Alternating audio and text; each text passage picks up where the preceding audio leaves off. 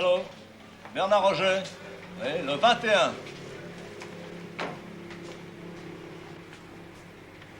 Merci, monsieur. Allez, dépêche-toi.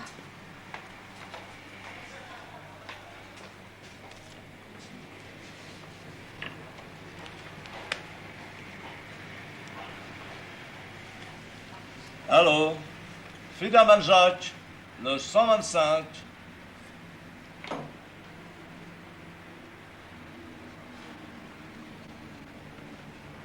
S'il vous plaît, monsieur, c'est de quel côté? Faites comme tout le monde, madame.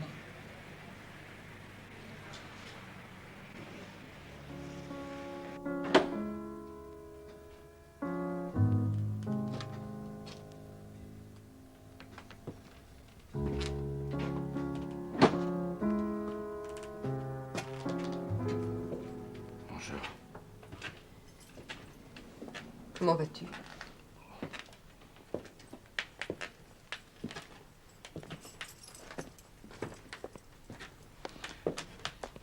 Tu l'as trouvé? Non, j'ai cherché partout. Ouais, tu n'as pas disparu tout seul. Tu es bien sûr... Je suis pas fou. Tu as revu le juge? Non, non. Pas depuis qu'il m'a inculpé. Je t'ai apporté une lettre de Patrice. Il ne sait rien, j'espère. Non, je lui ai dit que t'étais en voyage. Où l'ai-je donc mise? Et il l'a cru? Oh, je ne sais plus où j'en suis. Mais non, c'est inutile, je t'assure. Mais si, ce serait trop bête, enfin.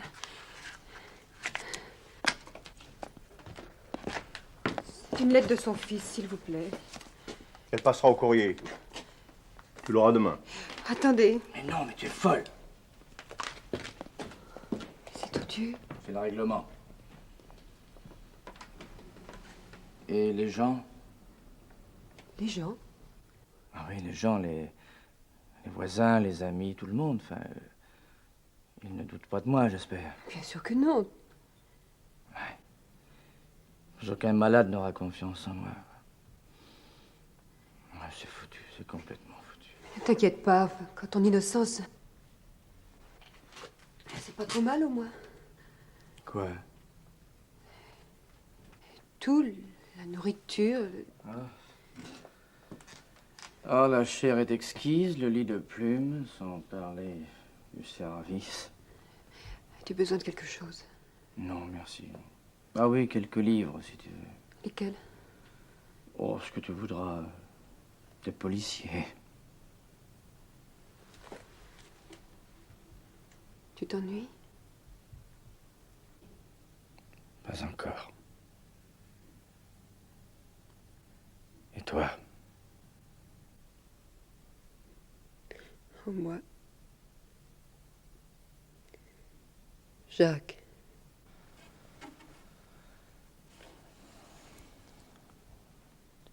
Tu es passé à la banque? Oui. C'est plus prudent. Que veux-tu dire? Rien, seulement... Mais tout va s'arranger, ce n'est qu'une question de jours. Oui, bien sûr. Alors? On dirait que tu en doutes. C'est toi qui me fais peur. Mais quand, grand Dieu, quand?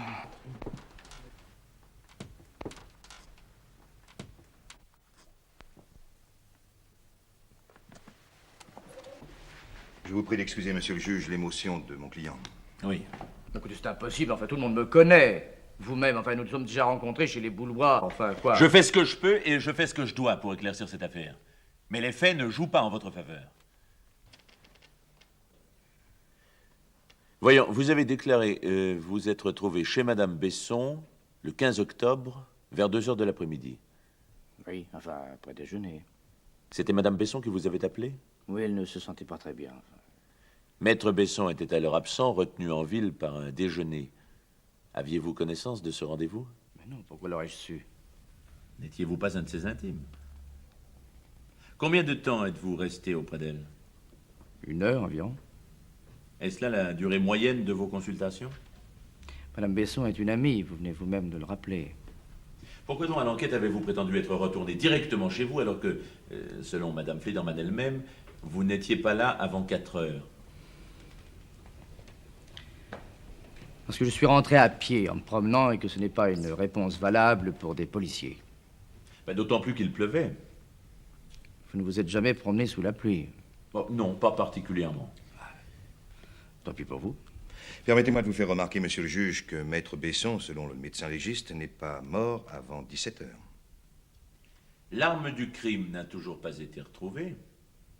Je suis le premier à le regretter. C'est tout de même une coïncidence extraordinaire que votre propre revolver ait disparu lui aussi, juste à ce moment-là. Cette arme, je vous le répète, se trouvait encore derrière les volumes de ma bibliothèque 3 jours après le crime. Je l'ai vue. Malheureusement, vous êtes le seul à l'avoir vue. Bien sûr, parce que j'étais le seul à savoir où elle était. En effet, une bibliothèque n'est pas un endroit où l'on s'attend à trouver un revolver. Je craignais que mon fils ne le prenne. Je t'avais pu jouer avec, alors... Tandis que vous étiez auprès de Madame Besson, n'avez-vous pas entendu sonner à la porte? Non, je ne pense pas. Pourquoi? Un témoin prétend s'être présenté chez Maître Besson vers 14h30 et on ne lui aurait pas répondu. Écoutez, c'est fort possible. La bonne était absente et c'est Madame Besson elle-même qui m'avait ouvert la porte. Bien. Faites entrer Madame Besson.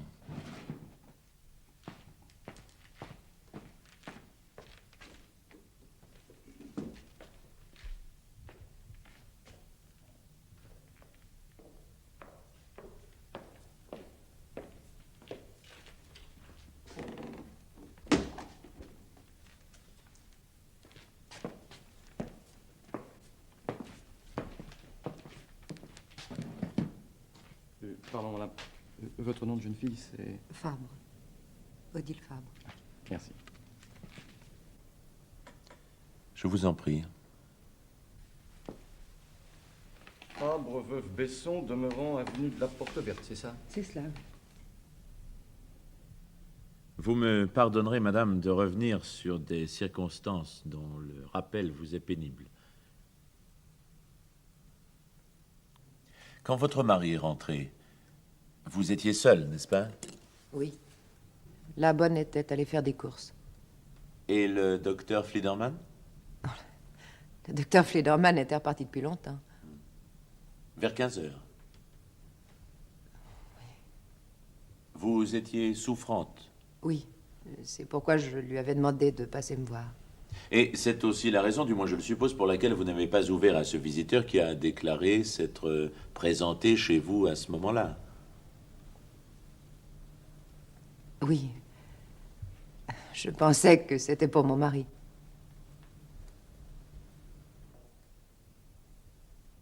Et alors, que voulez-vous prouver? Mais rien. Je note simplement que Madame Besson, alors que vous vous trouviez auprès d'elle, a entendu un coup de sonnette qui a échappé à votre attention. Pourquoi? Vous n'êtes pas d'accord?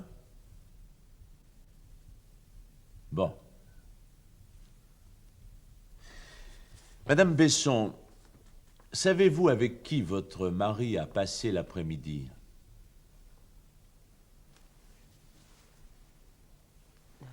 Je l'ignore. Il ne vous avait pas parlé de ce rendez-vous? Non, il m'avait simplement prévenu qu'il ne rentrerait pas avant 5 heures. À votre connaissance, votre mari possédait-il ou avait-il possédé à un moment quelconque un revolver? Je ne saurais vous dire. Je ne crois pas. Quand il est rentré, c'est vous qui lui avez ouvert? Non, il avait ses clés. L'avez-vous entendu? Pas tout de suite. J'étais dans ma chambre au premier. J'ai entendu des voix et presque aussitôt un coup de feu, puis un autre. Je me suis précipitée en courant et j'ai vu mon mari par terre. Au bas des marches? Oui. Comment expliquez-vous alors qu'il ait été tué de face et de haut en bas? Mais je vous ai dit qu'il était entré avec quelqu'un. Cette personne a très bien pu le précéder dans l'escalier. Vous avez dit aux enquêteurs avoir vu ou cru voir, par la porte restée ouverte, un homme qui s'enfuyait. Je l'ai vu, monsieur le juge. Et je peux vous certifier, si c'est cela que vous voulez savoir, qu'il ne pouvait absolument pas s'agir du docteur Fliederman. Pourquoi? Mais parce que ça n'était ni sa démarche, ni... Il courait? Mais oui, bien sûr. Aviez-vous déjà vu le docteur Fliederman courir? Mais enfin, s'il s'était agi du docteur Fliederman, je l'aurais reconnu. Je n'en doute pas, mais je voudrais justement que vous m'expliquiez Pourquoi vous avez reconnu que ce n'était pas lui? Il est une raison très simple pour laquelle il ne pouvait s'agir du docteur Fliederman. Le premier soin de Madame Besson a été de téléphoner à un médecin. Et c'est le docteur Fliederman qu'elle a appelé. J'espérais qu'il y avait encore une chance. Oui, je comprends. Mais avez-vous téléphoné immédiatement au docteur Fliederman? Ben, vous étiez affolé. Presque aussitôt. En tout cas, il ne s'est pas écoulé plus de 5 minutes. Et comme il en faut au moins 15 pour aller d'un domicile à l'autre... Non, c'est il ne inutile, pouvait- maître. Ma femme vous a dit que j'étais chez moi à 4 heures. On met sa parole en doute. Madame Besson m'a téléphoné, on conteste que ce soit aussitôt. Mais que faut-il donc de plus? Faites entrer Madame Bertrand.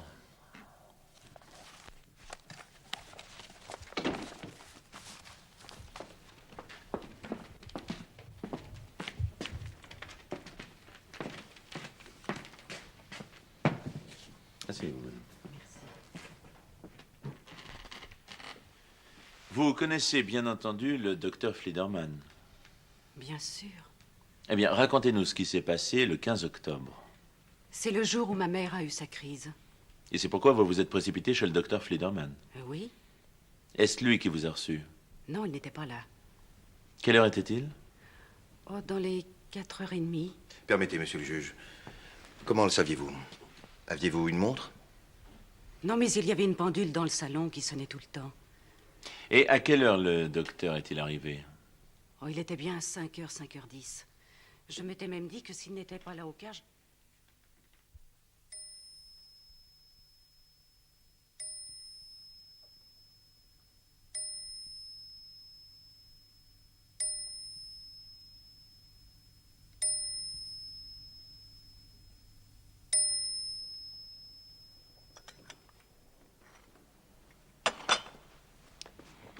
Enfin, ce jour-là, à quelle heure exactement Jacques est-il rentré? Maman, comment veux-tu que je me le rappelle? Il y a tout de même des points qui ne sont pas clairs. Jusqu'ici, nous ne t'avons fait aucun reproche. Tu nous reconnaîtras, j'espère, cette délicatesse. Sûr, maman, bien sûr. Patrice, mon chéri. Oui, maman. Sois gentil, va demander à Annette qu'elle nous apporte d'autres toasts.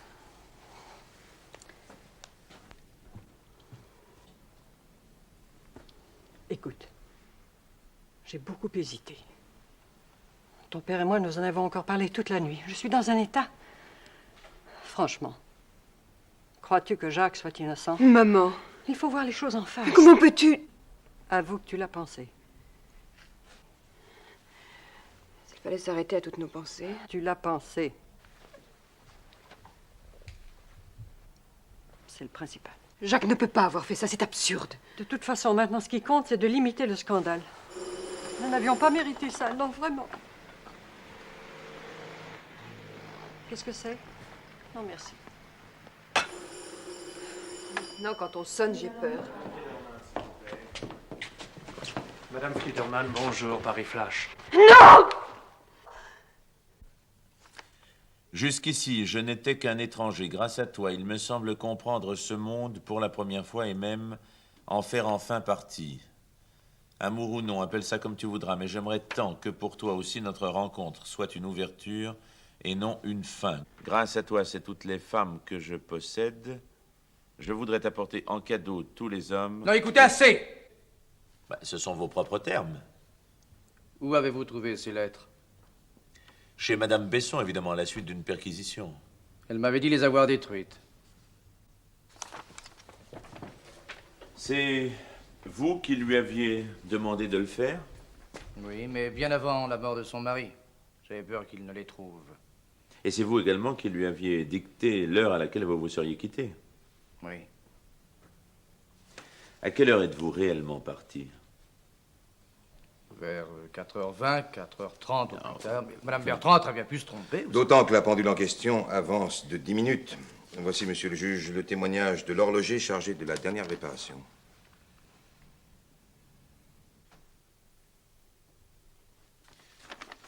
En ce cas, pourquoi n'avoir pas dit la vérité? C'était personnel.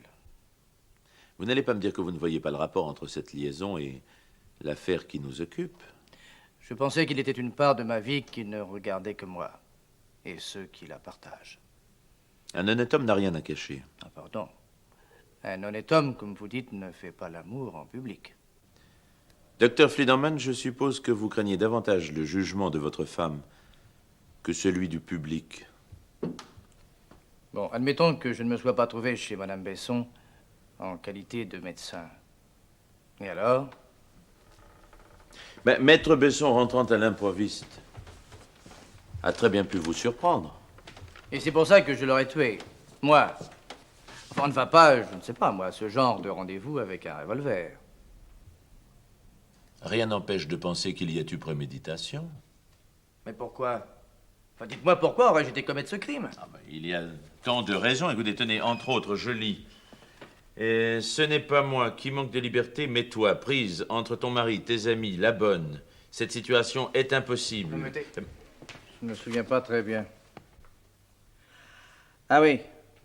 Oui, eh bien justement, Odile, enfin, Madame Besson m'avait écrit pour me reprocher de ne plus lui donner signe de vie. Vous avez cette lettre? Ah non, non, je n'en ai gardé aucune.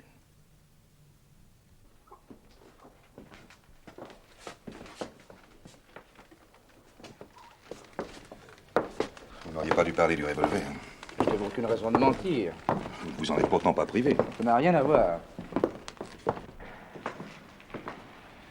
Vous n'êtes pas raisonnable. Que voulez-vous que je dise? La vérité. À moi, tout au moins. C'est la vérité. Je ne tiens pas.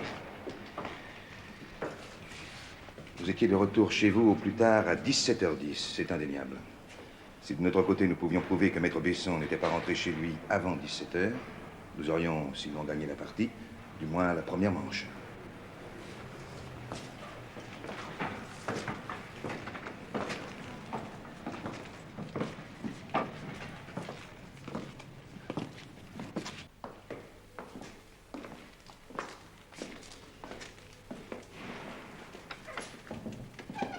Ce qu'il faut, c'est découvrir avec qui Maître Besson a passé l'après-midi.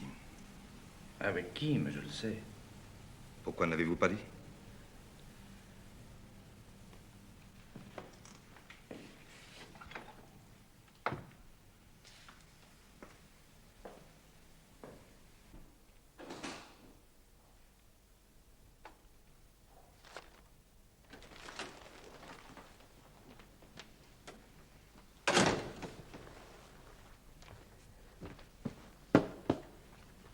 Dis-moi, Mon chéri?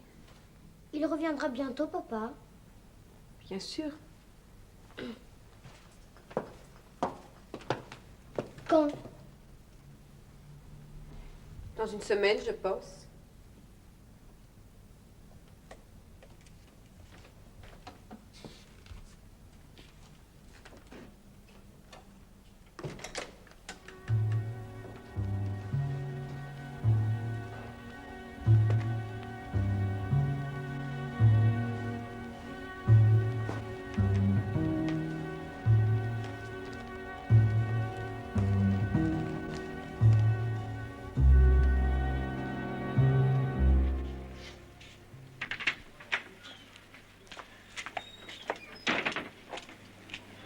Madame,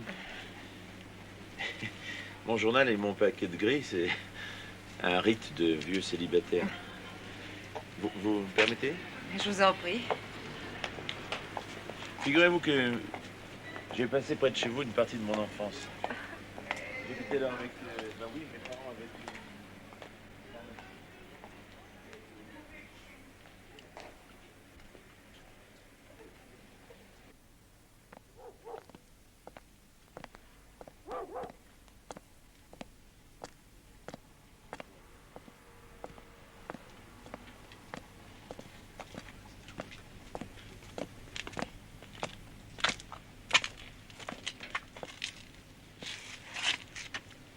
Vous ne m'en voulez pas trop?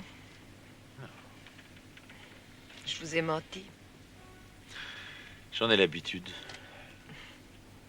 Il n'y a qu'une chose que je ne comprends pas. Pourquoi n'avez-vous pas détruit ces lettres? Je n'ai pas pu. Oui. Écoutez, si Jacques était vraiment l'assassin de mon mari, je l'aurais reconnu, n'est-ce pas?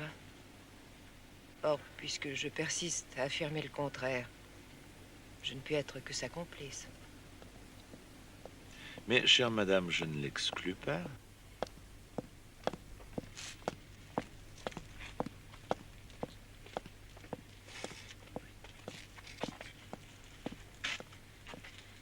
Alors pourquoi ne m'arrêtez-vous pas? Mais je n'ai aucune preuve contre vous.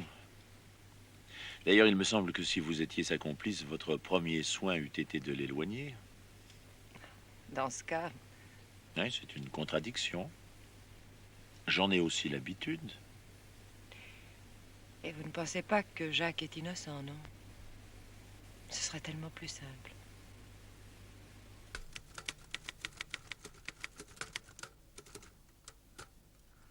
Je suis extrêmement surpris par cette convocation et je ne vois vraiment pas, monsieur le juge, en quoi je puis vous être utile. Vous connaissez le docteur Fliederman? Comme tout le monde, ni plus ni moins. Mais vous avez eu l'occasion de le rencontrer. Moi? Jamais de la vie. Vous êtes d'accord? C'est-à-dire... Enfin, vous étiez-vous rencontré, oui ou non? Non. Bon. Connaissiez-vous Maître Besson? Oh, Besson, vous pensez, ça faisait bien 20 ans. Nous étions très liés autrefois. Pourquoi autrefois? Vous étiez brouillé? Ah non. Non, mais sa femme étant, disons, plus jeune que la mienne, toutes deux ne s'entendaient pas trop. Et puis la politique. Monsieur Rollin, avez-vous vu Maître Besson le jour de sa mort? Je ne sais si je dois comprendre. C'est une simple question, rien de plus. Mais absolument pas. Je n'avais rien à faire avec lui. C'est faux. Mais vous mentez. Ah, je vous en prie. Maître, vous avez des questions à poser? Oui, monsieur le juge. Vous permettez? Monsieur Rollin, vous êtes conseiller général et notamment rapporteur de la commission du logement. C'est exact. C'est bien vous qui êtes le promoteur d'un projet de cité au lieu dit Les Écales. Afin de permettre aux petites bourses d'accéder à la propriété, oui. Savez-vous à qui appartiennent ces terrains? Mon Dieu, je ne me suis pas personnellement occupé de cette question, mais je crois que c'est à une certaine veuve Berger. Non, Bergera. Eh bien, monsieur, vous faites erreur. Le propriétaire, depuis un peu plus d'1 an, n'était autre que Maître Besson, qui avait traité cette opération sous le nom de mon client. Et en quoi, s'il vous plaît, cette affaire me concerne-t-elle? Sans votre accord, cette spéculation était impossible, et Maître Besson n'était pas homme à prendre des risques. C'est pourquoi le 15 octobre, 2 heures avant sa mort, il est venu vous voir. C'est de la diffamation. Monsieur le juge, on se fait ici d'écho à je ne sais quelle fin de calomnie provoquée par mes adversaires politiques, et dont j'ai déjà fait justice. C'est Maître Besson lui-même qui, avant sa mort, a révélé la date et l'heure de son rendez-vous. À qui? À moi. Évidemment. Non, c'est trop facile. Le dernier témoin qui reconnaisse avoir vu Maître Besson vivant a déclaré avoir quitté celui-ci à 15 heures à l'angle du boulevard Gambetta et de la rue Basse, autrement dit à 2 pas du domicile de M. Rollin. Par ailleurs, je serais curieux de connaître l'origine d'un dépôt bancaire de 5 millions effectué 15 jours plus tard par M. Rollin. Je laisse à votre appréciation, monsieur le juge, la valeur de tels arguments. Ma vie est transparente et toute ma carrière témoigne... Maintenez-vous n'avoir pas rencontré Maître Besson? Je n'ai pas besoin, bien entendu, de vous rappeler l'importance de votre témoignage. Je le maintiens. C'est bien, je vous remercie.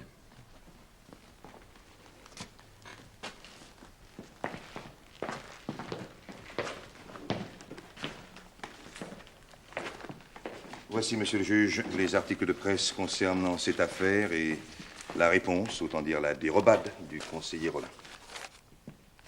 Avez-vous une preuve de cette éventuelle collusion entre lui et Maître Besson? Vous pensez bien qu'ils avaient pris leurs précautions.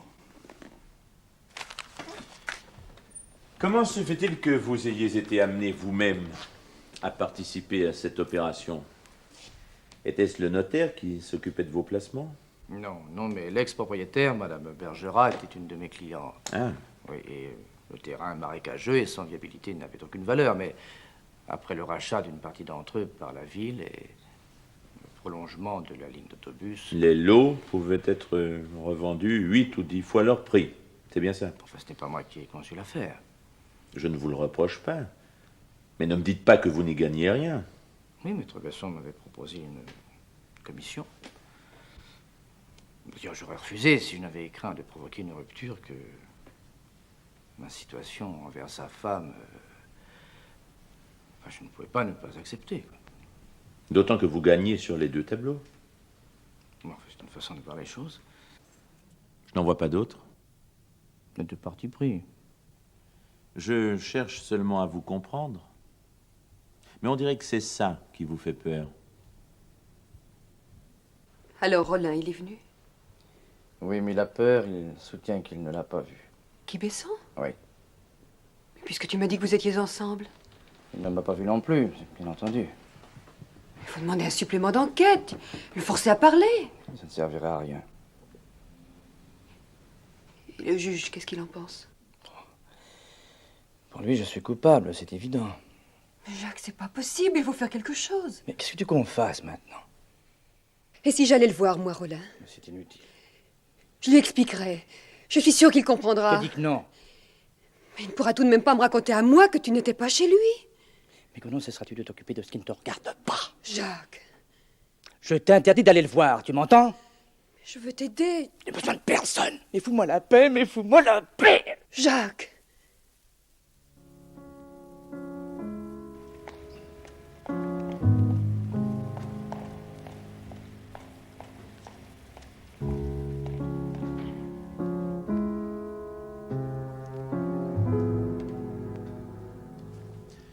Lorsque vous étiez étudiant, vous avez échoué 2 fois, je crois, à vos concours.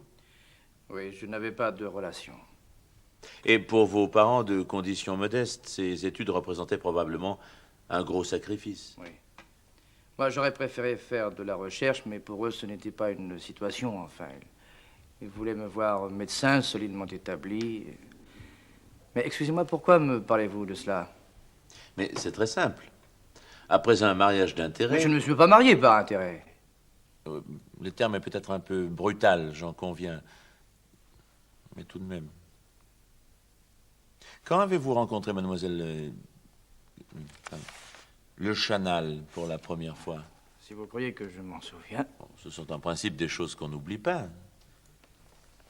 Eh bien, c'était un 5 avril, un soir, et le 21 pour Pâques, vous l'entraîniez en Normandie. Oui. Oui, c'était elle qui m'avait invité. Je n'avais pas un sou. Vous voyez bien. Mais qu'est-ce que vous allez imaginer? C'était les vacances, une escapade de gosse, enfin. Peut-être. Mais au retour, votre mariage était décidé. N'est-ce pas exact?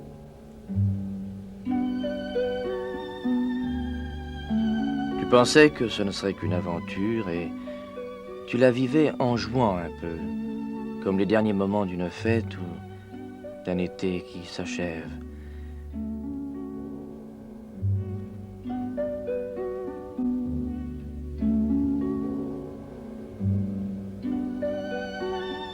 Elle avait dû te dire, à ce moment ou à un autre, que tu paraissais triste. Et tu lui avais répondu d'un air sinistre qui l'avait fait rire que tu étais au contraire très heureux. C'était vrai. Tu te sentais heureux comme tu ne l'avais peut-être jamais été, mais n'en retirais qu'amertume car ce sentiment te laissait insatisfait et sa perception indifférent. Elle dut te demander quels étaient tes projets, si tu comptais exercer la médecine générale ou opter pour une spécialité. Tu étais plus à l'aise sur ce terrain et, comme toujours, tu parlais de toi avec complaisance. Tu répondis que tu choisissais la gynécologie, mais que tu ignorais dans quelles conditions tu serais amené à la pratiquer, car l'argent nécessaire à ton établissement te faisait défaut. Vous aviez donc parlé d'argent. Tu l'avais oublié. Était-ce en revenant à l'hôtel ou sur le chemin? Ce jour-là ou le lendemain? Elle t'avait demandé combien coûtait un cabinet médical. Tu ne sais plus, tu ne sais vraiment plus quelle réponse tu lui avais donnée. Plus tu analyses tes sentiments et plus ils t'échappent. Tu n'en éprouvais pas un, mais 100. Profond, fugitif, contradictoire. Comment savoir?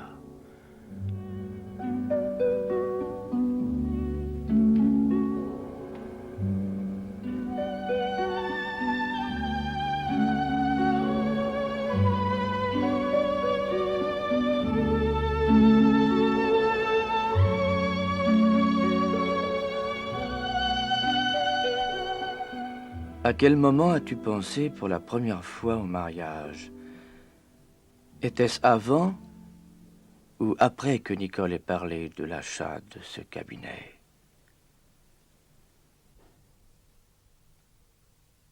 Mademoiselle Le Chanal avait de la fortune. Et vous le saviez. Je n'y pensais pas. Mais vous ne pouviez pas ne pas y penser. Vos études se terminaient et votre avenir dépendait en grande partie de cette question financière. Je ne prétends pas que ce soit cet élément qui ait décidé de votre choix, mais il est naturel que vous ayez eu à en tenir compte.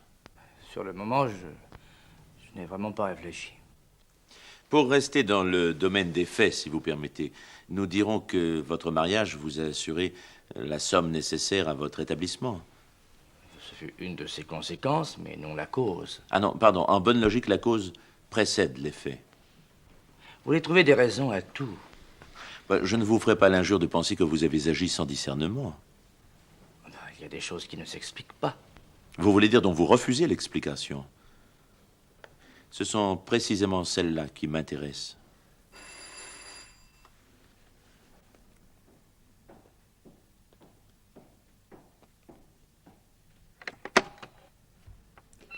Monsieur Rollin, c'est bien ici. De la part de qui?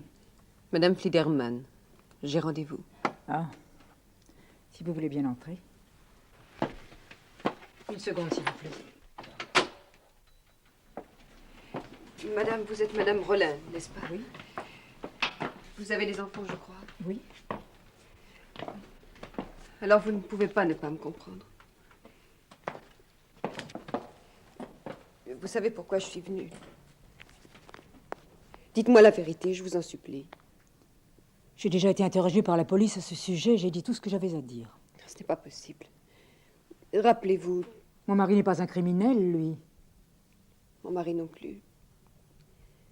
Aidez-moi, il faut que je le prouve. Pourquoi voulez-vous le faire contre le mien? Pardonnez-moi de vous avoir fait attendre.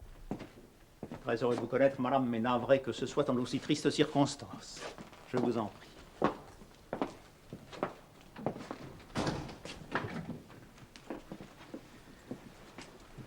Alors, que puis-je pour vous? Vous le savez, monsieur, mon mari est innocent. Vous seul pouvez le sauver. Croyez bien, madame, que votre démarche a toute ma sympathie. Je la comprends parfaitement. Si. Cependant, je ne vois vraiment pas en quoi je puis vous être utile. C'est une question de minutes, une simple question de minutes. Tout dépend de l'heure à laquelle Maître Besson vous a quitté. Madame, je ne l'ai jamais reçu. Il n'avait d'ailleurs pas à le recevoir. Je vous jure que je me tairai. Seul le juge le saurait, et lui aussi se tairait. Nous pouvons l'exiger. Il y va tout de même de la vie d'un homme.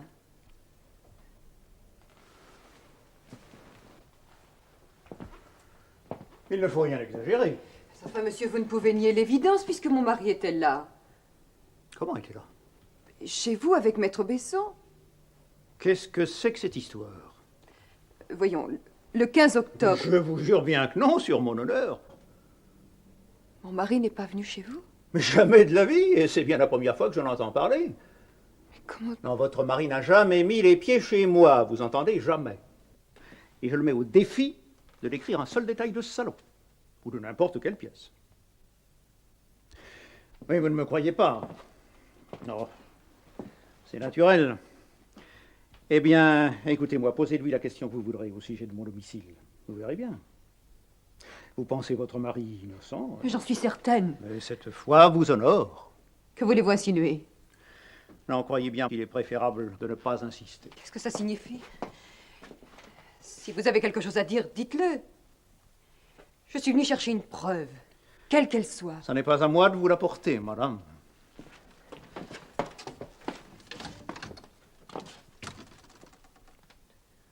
Je ne vous crois pas.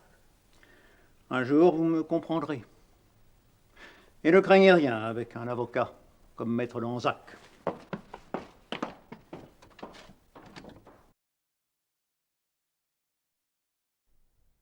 Comment expliquer, si ce n'est par l'intérêt, un intérêt légitime, je le répète, ce scandale provoqué dans l'étude de Maître Besson lors de la rédaction du contrat de mariage? Scandale, c'est beaucoup dire. Vous avez au dernier moment refusé de signer, non sans propos blessants pour vos futurs beaux-parents. Il était normal que nous protestions contre un excès de précaution qui pouvait à l'avenir léser nos intérêts. C'était là l'expression d'un sentiment de justice. Pardonnez-moi, maître, mais ce n'était pas un sentiment de justice, mais de honte. J'entrais dans cette famille comme un microbe dans un corps sain. J'étais aussitôt cerné, absorbé, digéré.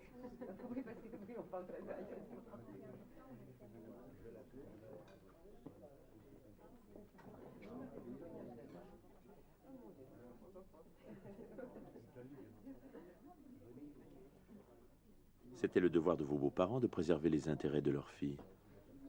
Leur apport était considérable. Oui, chaque meuble de famille, comme il se doit, avait son histoire. La tante avait offert les couverts. La mère avait tout choisi, de la couleur des murs à celle des rideaux. Quant à mes parents, ils n'étaient pas du même monde et on le leur faisait sentir, enfin pour autant qu'ils le sentissent. Vous avez tout de même fini par signer. L'Espagne ou l'Italie? Je sais pas encore. Tu préfères l'Italie? Oui, oui, j'aimerais bien voir ça.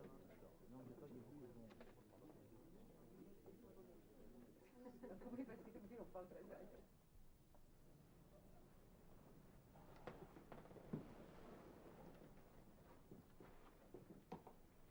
Tu t'es bien amusé?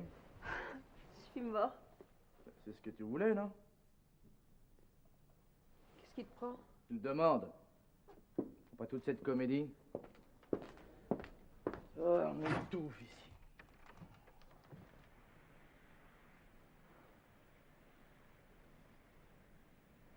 Il y a des moments où je ne te reconnais pas. Moi non plus, je ne te reconnais pas.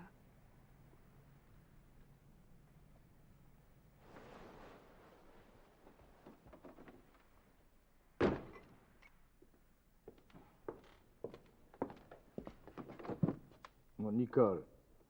Ouvre-moi, Nicole. Nicole, je t'en prie. J'ai demandé copie de ce contrat de mariage.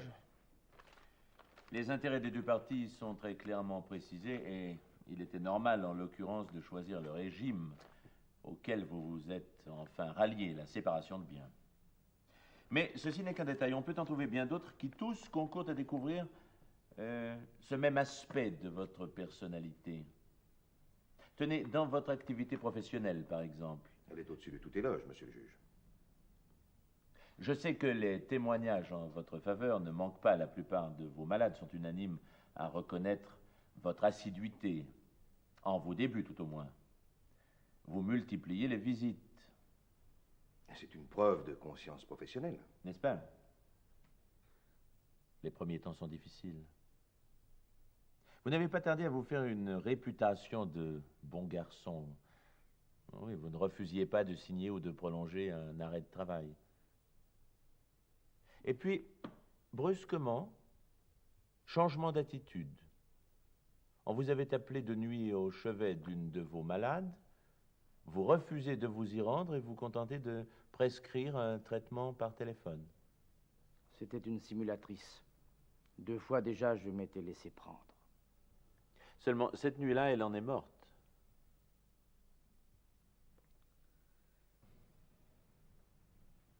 C'est curieux. Les uns vous disent âpre au gain et les autres généreux. Qu'en pensez-vous? Que voulez-vous que j'en pense? Je ne croyais pas qu'on pouvait me voir comme ça. Comment comme ça? Généreux ou âpre au gain? L'un et l'autre. Monsieur le juge, je peux produire 20, 100 témoignages, s'il le faut, en faveur du docteur Fliederman. Son arrestation a provoqué l'émotion de tous ceux, et ils sont innombrables, qui l'estiment, qui l'aiment. Mais non, on ne va pas s'arrêter à quelques calomnies. Ce ne sont pas des calomnies. Alors, qu'est-ce que c'est? Ces gens sont probablement sincères. Mais ils se trompent. Ceux qui m'estiment se trompent peut-être aussi. Mais vous, c'est votre opinion que j'aimerais connaître. Tenez, prenons un fait précis. Outre votre clientèle particulière, vous receviez à l'hôpital. Pourquoi avez-vous accepté ce poste? Par altruisme? Pour le titre que cela vous valait ou parce que votre clientèle ne vous suffisait pas? Je pensais que ça me serait utile. Comment utile? Oui, je n'avais pas abandonné toute idée de recherche. Je voulais étudier l'incidence du taux d'hormones sur le cours des grossesses. Et à quel point en sont ces travaux? Je n'ai pas eu le temps. J'ai là une lettre. Une lettre anonyme, mais dont l'auteur identifié maintient ses déclarations. Il s'agit de mademoiselle Blondin.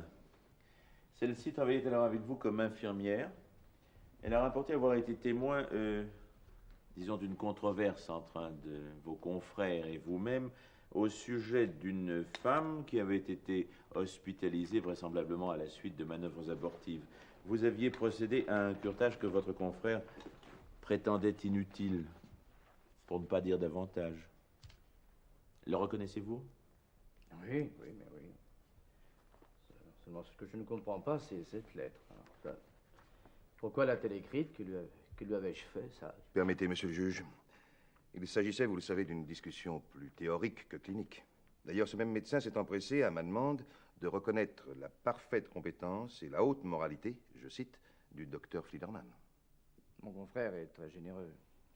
Cette femme, mère de 3 enfants, avait été abandonnée par son mari. Elle me suppliait, je n'ai pas eu le courage, quoi, c'est tout. Vous n'ignorez pas, bien entendu, que de tels principes sont en contradiction avec ceux que le Conseil de votre ordre est chargé de faire respecter. Bien entendu. Mais je tiens à vous dire, monsieur le juge, que c'est probablement un de mes actes, et ils sont rares, que je ne regrette pas. Oh, rassurez-vous, maître, devant les assises, je jouerai le jeu comme il convient, mais pour le moment, je n'en ai vraiment aucune envie. Si je vous presse ainsi, vous savez, c'est autant pour vous amener à vous défendre que pour vous confondre. Mais je n'ai pas à me défendre. Alors avouez. Je n'ai rien à avouer. Vous êtes un étrange personnage. Vous vous êtes marié, vous travaillez, vous vivez sans savoir ni pourquoi ni comment. Moi, je me trouve plutôt banal. Est-ce au moins dans cette inadéquation à votre milieu que l'on doit trouver la raison de votre aventure avec Madame Besson? Encore une raison. Qui avait eu l'idée de ce week-end? Odile ou Nicole? Vous étiez parti avec les Besson pour le bord de la mer. Vous aviez suivi en riant les évolutions d'une feuille de journal qui paraissait presque vivante. Allait-elle toucher la terre ou l'eau? Elle reprenait son vol comme ces oiseaux auxquels elle ressemblait. Tu avais proposé de courir la repêcher. Les nouvelles qu'elle portait devaient être extraordinaires. Et peut-être, avais-tu dit, toujours en riant, y trouveriez-vous un message qui vous fût destiné. Odile s'était élancée en pariant comme une enfant qu'elle atteindrait la mer avant toi. Tu avais relevé le défi. Vous aviez été très loin. Odile, au moment où tu allais enfin l'atteindre, avait glissé. Tu avais voulu la retenir. Vous étiez tombés dans les bras l'un de l'autre, à demi dans l'eau qui commençait à remonter.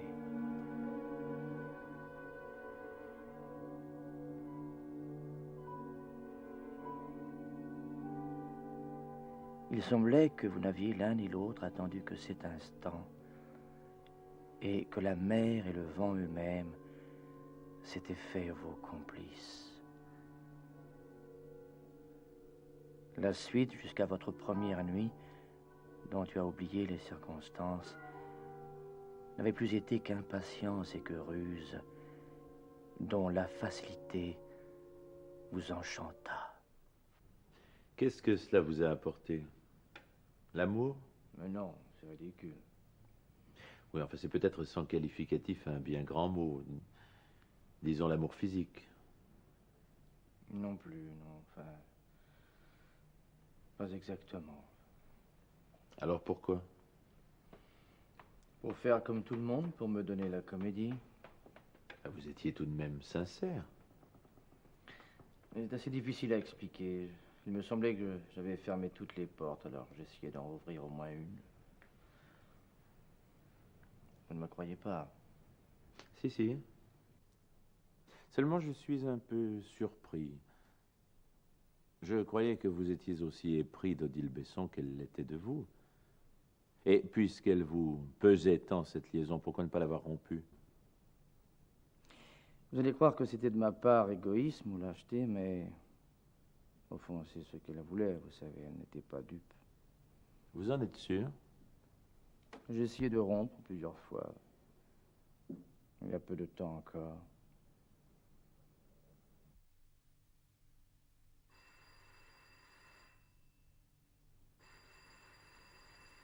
À dire vrai, ce n'était pas d'Odile que tu étais là, mais de ces mensonges par lesquels vous deviez protéger le secret de votre liaison et de la crainte qu'on ne vînt à la découvrir. Maintenant encore, et plus que jamais, tu es prisonnier de ces mensonges. Quand tu la laissais trop longtemps sans nouvelles, Odile te relançait jusque chez toi, au mépris de toute prudence. Ce soir-là, tu n'avais pas eu besoin de parler pour qu'elle comprît ce que tu voulais lui dire. Votre rupture s'était ainsi décidée, sans même qu'il fût nécessaire de te justifier. Une peine presque agréable, comme on croit en éprouver devant celle des autres, te laissait l'illusion de n'être pas tout à fait indifférent.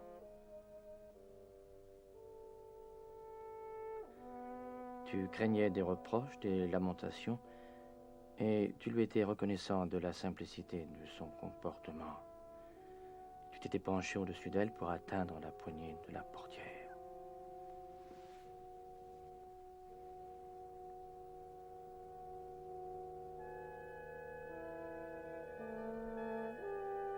Elle t'avait proposé de quitter la ville, de partir, n'importe où, mais tout de suite, tandis que vous en aviez la force ou la lâcheté.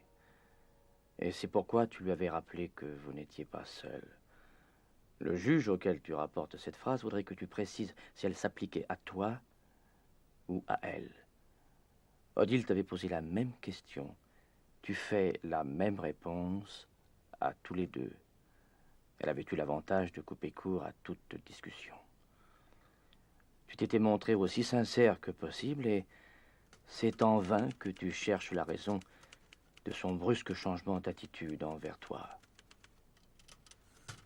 Jacques. Il prétend que tu n'es jamais allé chez lui. Il ment comme il respire. Alors. C'est toi qui mens. Moi, mais qu'est-ce que tu vas imaginer? Tu me jures y avoir été. Mais bien sûr. Alors peux-tu me dire comment chez lui? Oh, Jacques, c'est pas possible. Il faut réagir, tu m'entends? Mais oui, mais oui. Ne t'inquiète pas. Tu as vu l'avocat? Oui. Il t'a dit ça a l'air de s'arranger. Il m'a surtout dit que tu agissais comme un gosse. Ne m'étonne pas, il n'a rien compris. Parce que tu sais, au fond, ce juge, il n'est pas si mal. Je crois qu'il commence à se rendre compte. Mais Jacques, il faut pas que le procès ait lieu, comprends-le. C'est une machine, on sera écrasé. Écoute, nous n'avons plus tellement de temps, je voulais te demander. Tu te souviens de notre escapade à Quéreuil, la première année? Bien sûr. Pourquoi? Quand nous étions sur les collines, tu sais, qu'est-ce que je t'ai dit? Je ne sais plus. Mais rappelle-toi, nous courions, tu es tombé. Pourquoi me demandes-tu tout ça? Rappelle-toi, tu m'as demandé ce que je voulais faire dans la vie. Oui. Tu m'as répondu en plaisantant. Oui, que je manquais d'argent, n'est-ce pas? Oui, probablement. Et après, rappelle-toi. Après? Ou avant, enfin, sur le chemin. C'est toi qui m'as parlé de mariage la première. Mais enfin, Jacques, ça s'est décidé comme ça, tout naturellement. Enfin, j'ai bien dû te dire quelque chose. C'est pas, moi, que je t'aimais. Une bêtise de ce genre, enfin. Peut-être. Mais ça n'avait plus d'importance. Je l'avais compris depuis longtemps.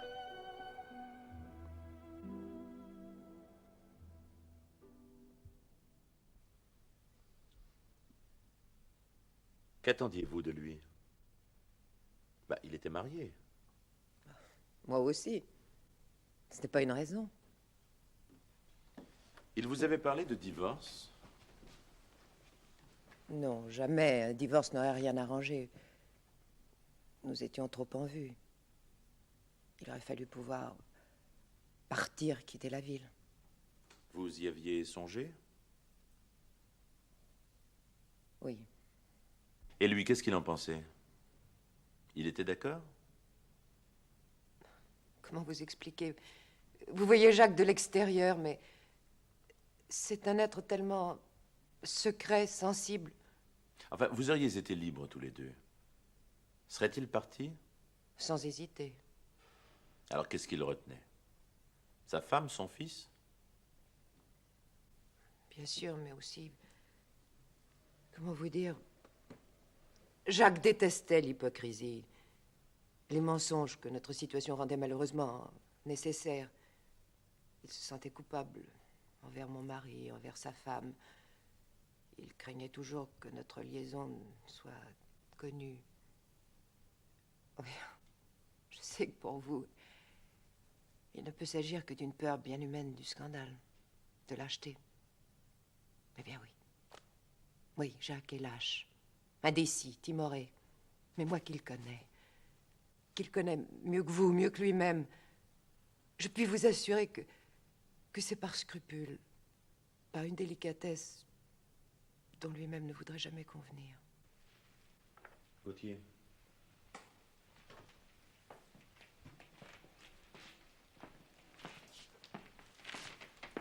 Pour vous, cette liaison n'avait aucun sens. Elle me suffisait.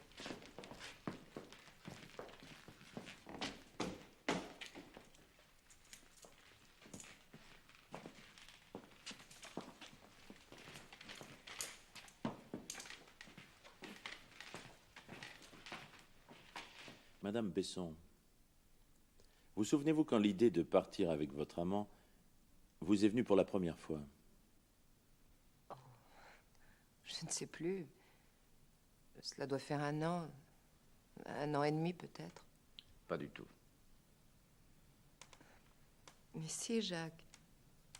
Mais si. Non, c'était en septembre, au retour des vacances, un soir. Oui, bien sûr, mais j'y pensais déjà depuis très longtemps. Alors pourquoi ne pas en avoir parlé plus tôt? Vous aviez peur d'un refus? Non. Mais il y a comme ça bien des choses dont on rêve et qui sont impossibles. Pourquoi impossible? Oh. Parce qu'elles font partie de ce qui ne se fait pas. Parce que nous sommes des gens raisonnables. Quand vous avez parlé au docteur Fliederman en septembre, par conséquent, c'est donc que la situation était différente. Peut-être pas, mais il me semblait que nous nous connaissions mieux. Et le connaissant mieux, vous pensiez qu'il accepterait? Non. Mais j'avais compris que c'était à moi de le proposer. Quelle impression vous a laissé son refus? Mais je vous l'ai déjà dit, ce n'était pas un refus. Est-ce exact? Dans une certaine mesure, oui. Mais voyons, Jacques. Mais enfin, oui ou non? Oui. Madame Besson pense que si vous aviez été libre, vous n'auriez pas hésité à partir. Seriez-vous parti? Comment peut-on savoir ce qu'on ferait en d'autres circonstances? Mais Jacques, tu me l'as dit. Oui, je te l'ai dit. Et maintenant? Nous n'étions libres ni l'un ni l'autre, la question ne se pose même pas. Ben, on peut toujours se rendre libre. Il arrive aussi qu'on le devienne, tout à coup. Que voulez-vous dire? Je veux dire, Fliederman, qu'il arrive un moment où les faux fuyants ne servent plus à rien. Mais Jacques, qu'est-ce qu'il y a? Mais c'est pourtant bien simple. Je veux savoir une fois pour toutes si les raisons qu'il vous donnait étaient vraies ou fausses. Et si c'étaient les seules. Aurez-vous au moins une fois le courage de dire la vérité? C'est la vérité. Au moment de votre dernière audition, vous aviez donc menti. Non, seulement... Ah non, ça suffit, Fliederman. Madame Besson a tout comme moi le droit, vous entendez, le droit de savoir. Une dernière fois, seriez-vous parti? Écoutez, comprenez-moi, On dirait vraiment que vous le faites exprès, vous savez. Mais bien sûr. Je sais ce que je fais. Et vous le savez aussi bien que moi. Gauthier, s'il vous plaît.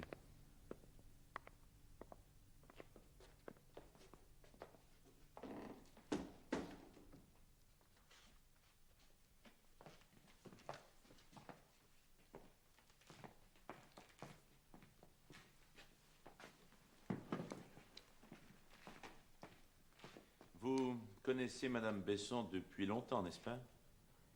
Depuis l'enfance.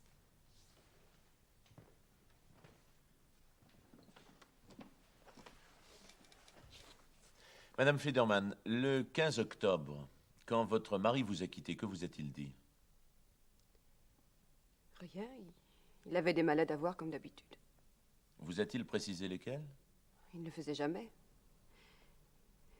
Je crois qu'il m'a dit qu'il devait également passer chez le conseiller Rollin. Le conseiller Rollin. Quelle heure était-il? Nous finissions de déjeuner. À quelle heure le docteur Fliederman est-il arrivé chez vous? Je vous l'ai dit, vers 2h, 2h15. Pour repartir à quelle heure?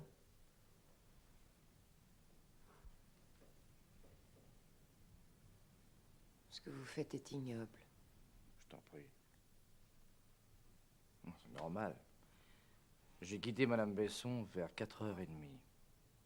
Le confirmez-vous? Je vous préviens que votre réponse vous engage personnellement. Oui, je le confirme.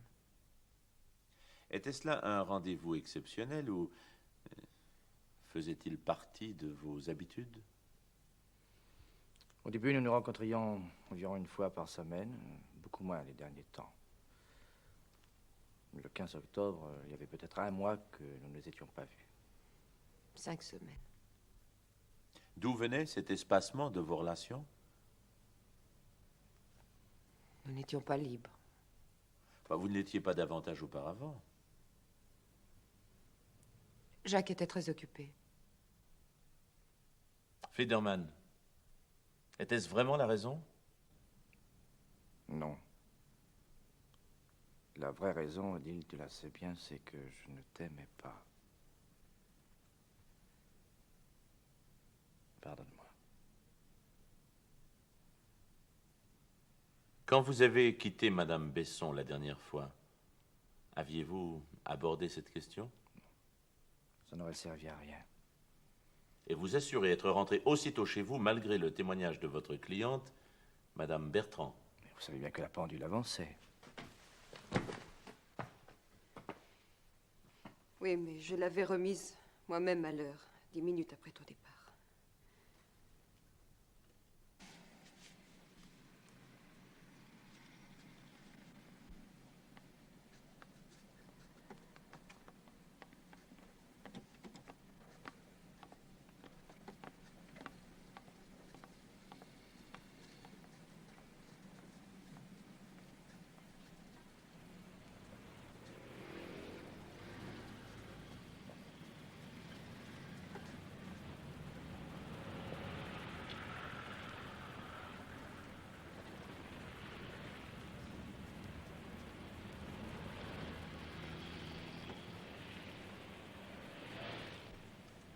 Que voulez-vous que je vous dise?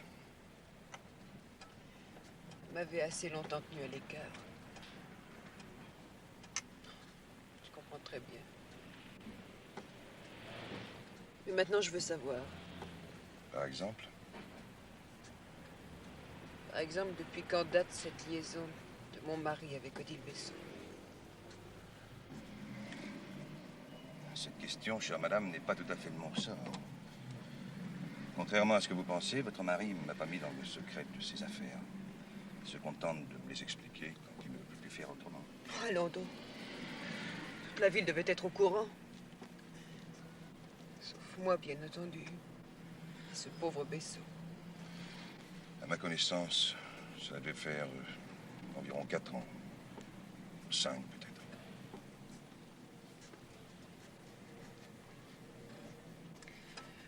Autre chose, il vous a parlé de l'achat des égales. Oui.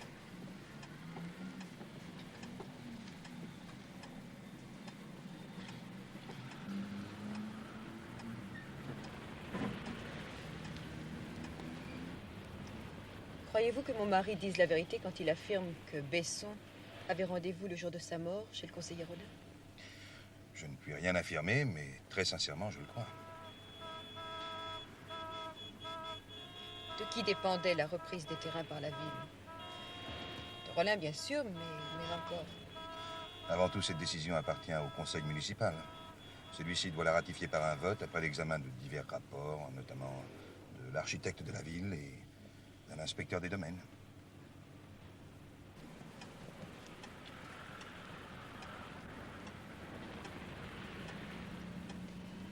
Si Rollin a vraiment trempé dans l'affaire, il a dû s'assurer du concours de l'une ou moins de ces personnes. De l'inspecteur des domaines ou de l'architecte.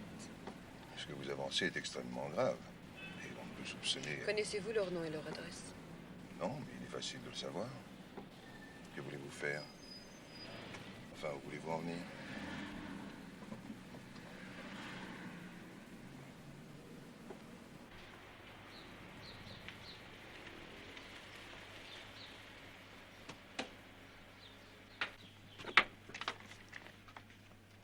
Mais enfin, qu'espérez-vous?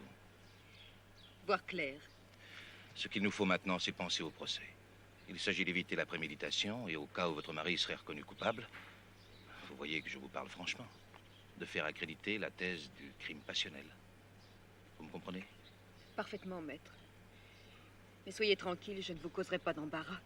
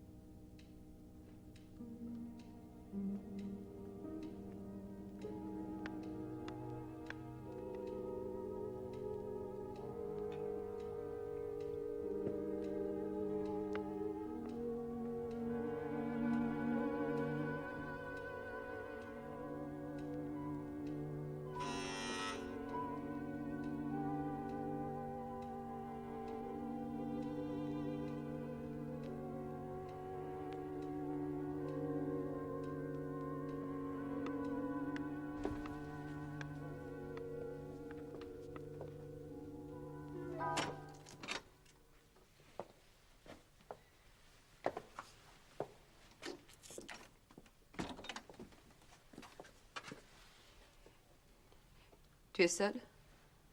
Oui. Manette m'a quitté. J'ai à te parler. Viens.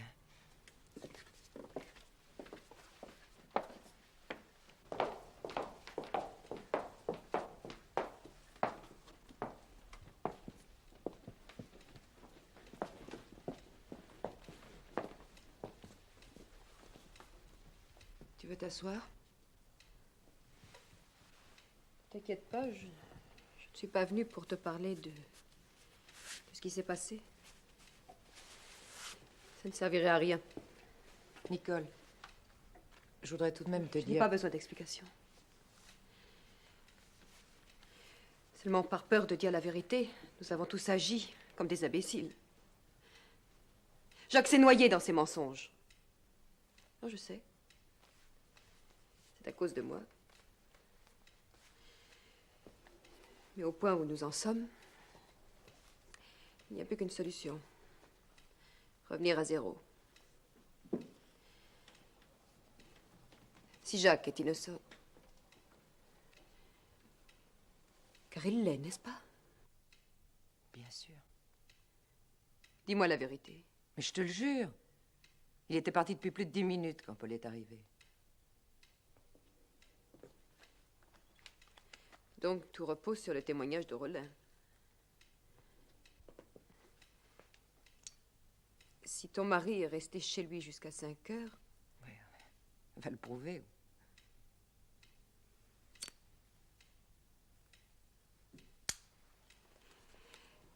C'est justement pourquoi je suis venue.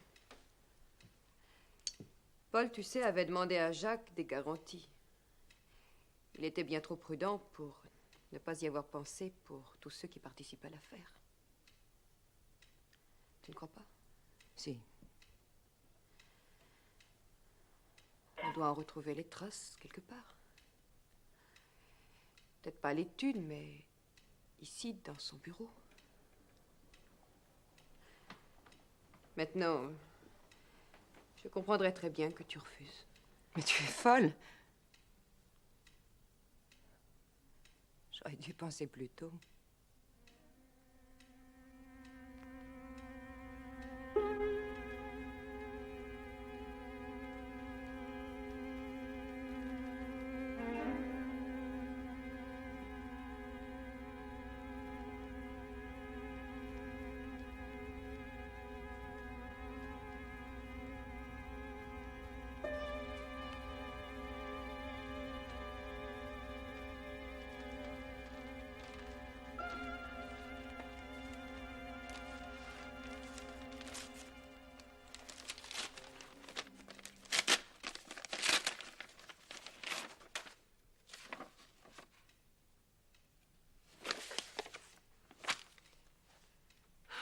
Pas la peine.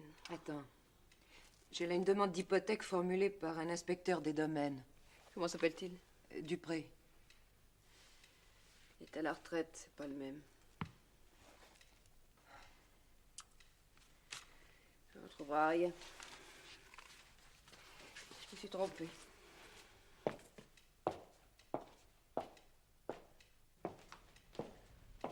Tu crois pas qu'on devrait tout de même aller voir à l'étude? Non. Enfin, ça doit tout de même bien se trouver quelque part. À moins qu'une fois de plus, Jacques ait menti. Mais puisque je te jure... Excuse-moi, on aurait fait ce qu'on pouvait. Nicole, ne t'inquiète pas, je vais encore chercher. Jacques s'en tirera. J'en fais mon affaire. C'est possible, mais c'est la mienne.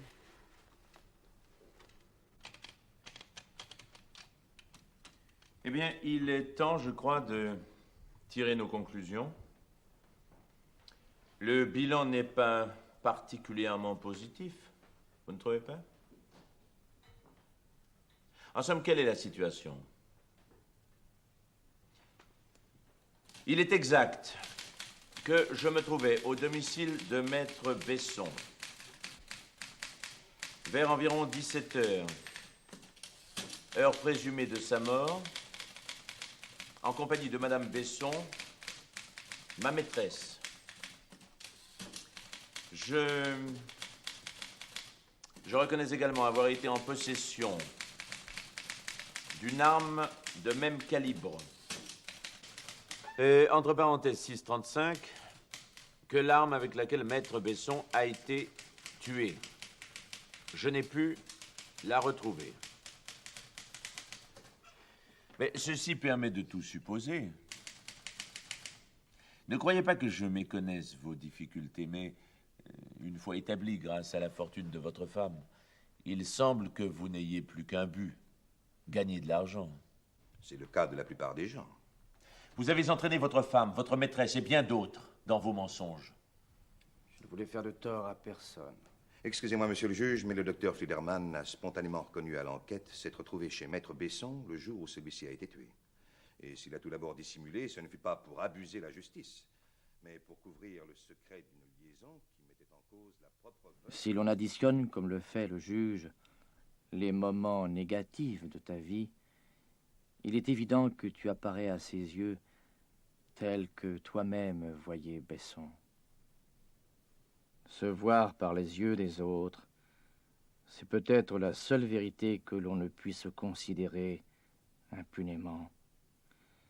Tu t'étais fait de toi une image complaisante dont tu n'étais cependant pas dupe, comme personne ne l'est, de même que chacun sait qu'il va mourir, mais ne peut le concevoir. C'est tellement simple. Tu es un homme comme les autres et qui, semblable par là même aux autres, se voulait différent. Vous avez tous en commun le juge Danzac et ce greffier qu'il te semble voir pour la première fois, non pas comme vous feignez de le croire la même âme, mais la même absence d'âme. C'est pourtant cela que vous ne pouvez supporter, vous reconnaître dans ce miroir que les autres vous tendent. Ils vont repartir vers leurs occupations, leurs familles, leurs mensonges, impatients de retrouver leur drogue. Ils se serrent les mains et Lanzac t'accompagne, comme chaque fois. Ton avocat semble satisfait. Si tu consentais à te montrer raisonnable, autrement dit, à avouer, il plaiderait la légitime défense et te garantit le minimum.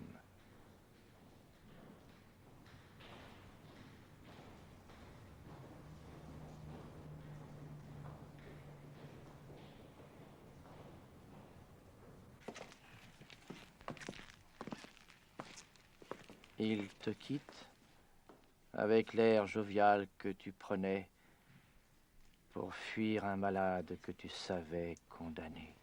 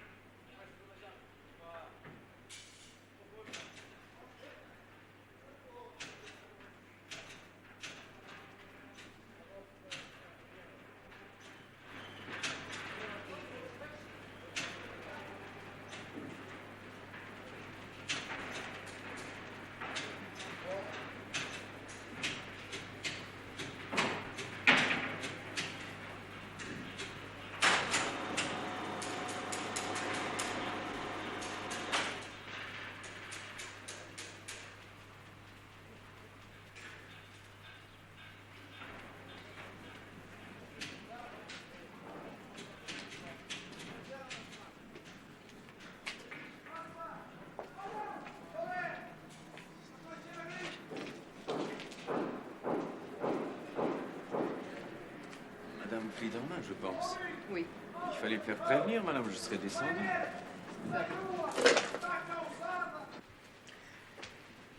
Vous désiriez me voir pourquoi, au juste? J'avoue que je n'ai pas très bien compris.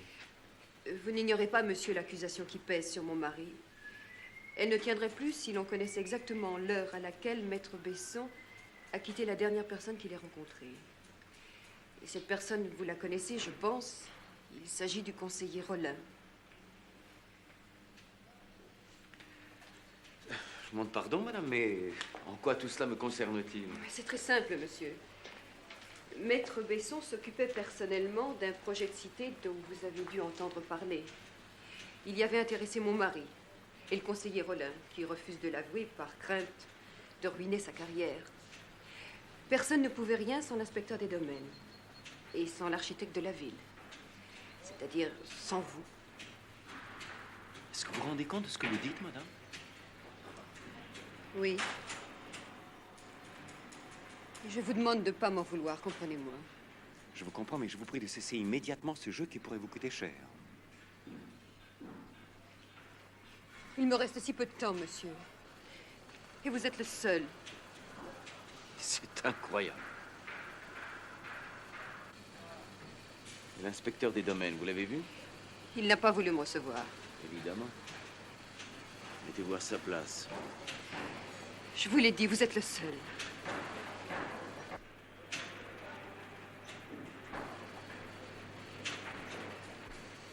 Écoutez, j'ai lu les journaux comme tout le monde, mais je connais très mal l'affaire, alors...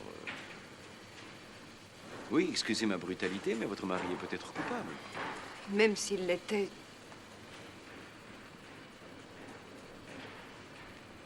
Perdez la raison, madame.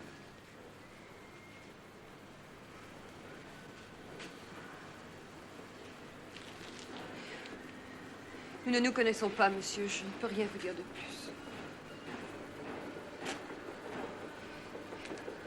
C'est à vous de décider. Je vous parle directement. Je regrette, mais je ne peux rien.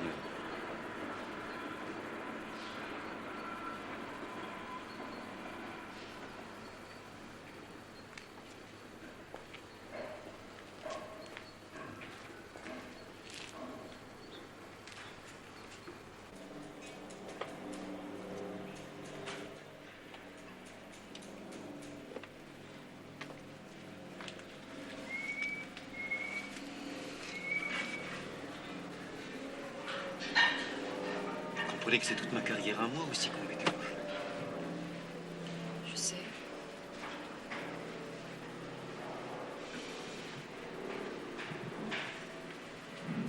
Vous voyez Rollin, peut-être que... J'ai tout essayé.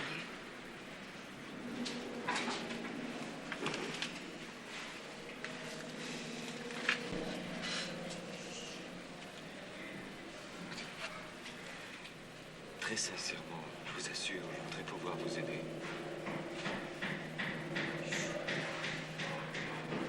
Oh, et puis nous perdons notre temps toujours.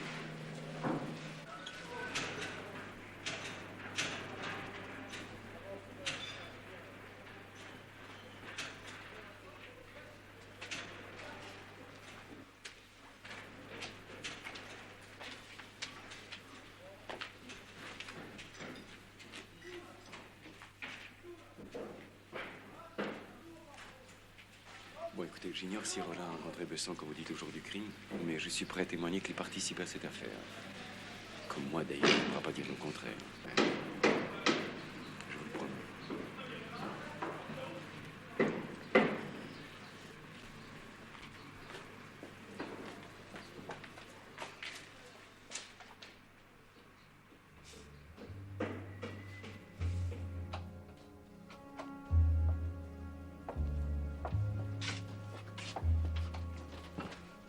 Oui, je sais, l'architecte vient de me téléphoner.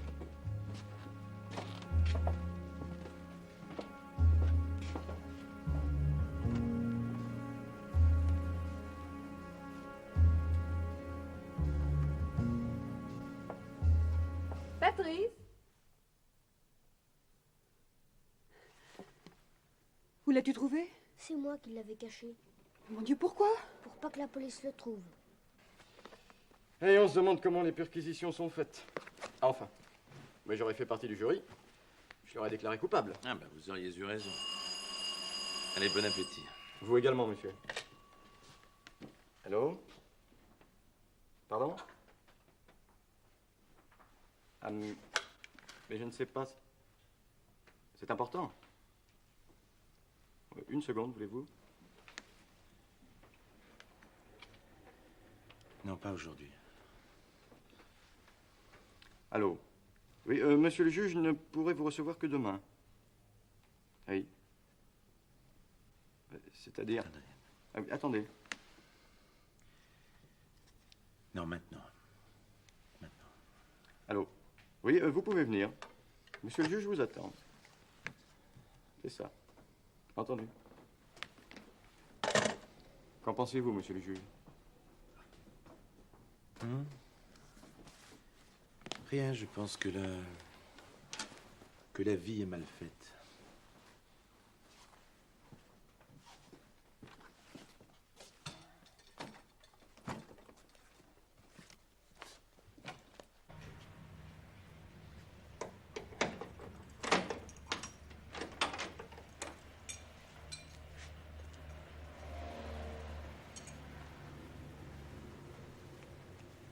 Une sortie, une!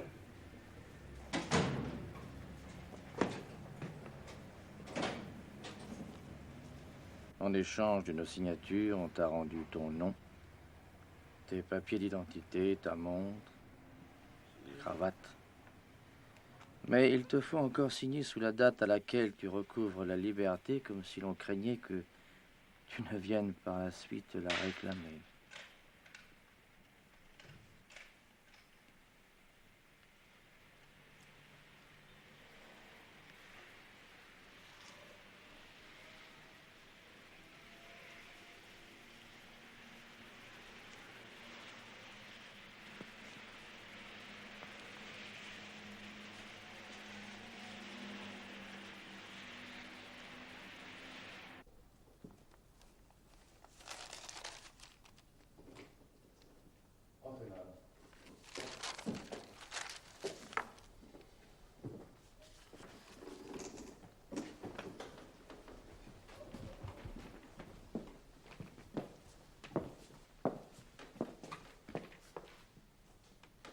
Je vous attendais.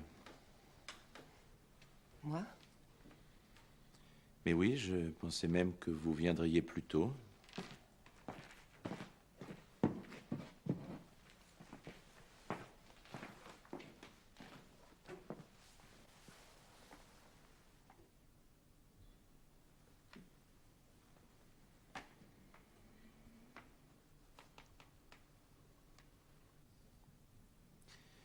C'est difficile.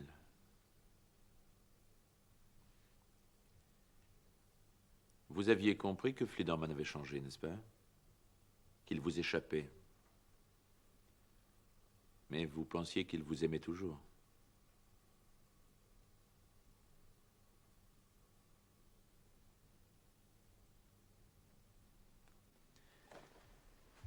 C'est ce qu'il vous avait laissé croire.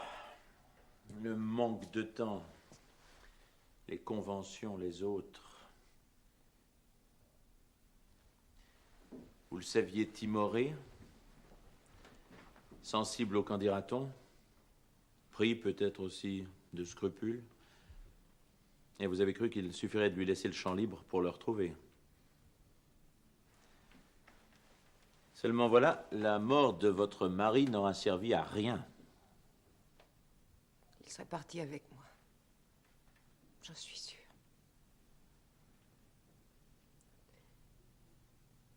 Jacques est innocent. Il n'a rien vu, rien su. Ni avant, ni après.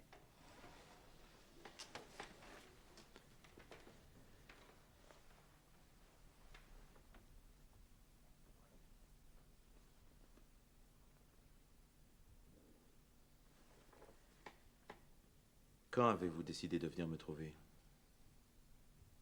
Quand vous avez compris qu'il ne vous aimait pas? Non. Non, c'est quand j'ai vu qu'il n'y avait plus rien à faire d'autre pour le sauver.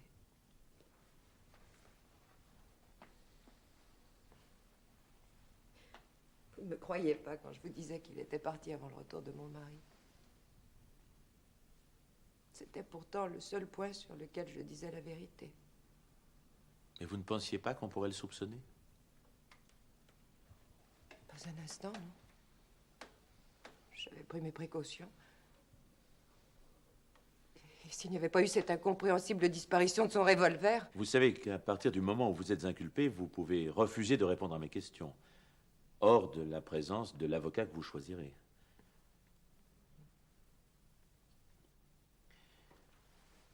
Où se trouve votre revolver? Dans les boîtes Saint-Yves. C'était celui de Besson. Il doit encore y avoir des balles dedans. Je vous montrerai l'endroit. Oh, je peux.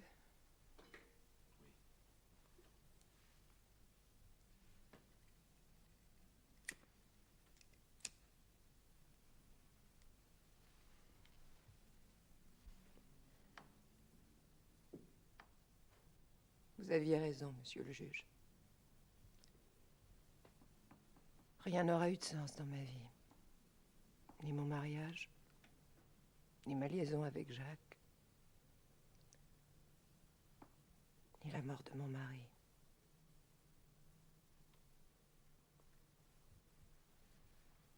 Mais au moins si Jacques est libre tout à l'heure, ce sera grâce à moi.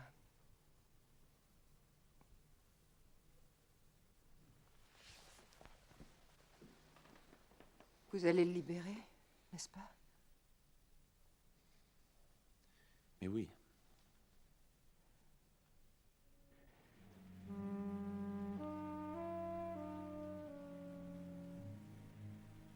Il conviendrait peut-être que tu te jettes dans ses bras, que tu lui souris, que vous vous pressiez au moins les mains. Je te guide comme un convalescent.